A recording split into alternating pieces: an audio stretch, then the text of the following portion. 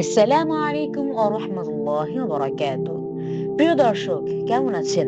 আশা করি সবাই আল্লাহর অশেষ রহমতে ভালো আছেন। আজকে আমি সালাম সম্পর্কে একটি হাদিস উল্লেখ করব।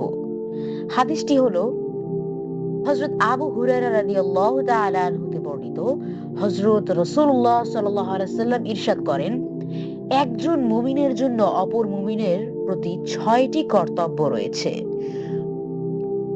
৬টি কর্তব্য হলো, যখন সে রোগাক্রান্ত হবে তখন তার সেবা করবে, যখন সে মৃত্যুবরণ করবে তখন তার জানাজায় উপস্থিত হবে, যখন সে আহ্বান করবে তখন সাড়া দেবে, যখন তার সাথে সাক্ষাৎ হবে তখন তাকে সালাম দেবে, যখন সে হাঁচি দেবে তখন তার হাঁচির জবাব দেবে, উপস্থিত অনুপস্থিত সর্বাবস্থায় তার মঙ্গল কামনা করবে।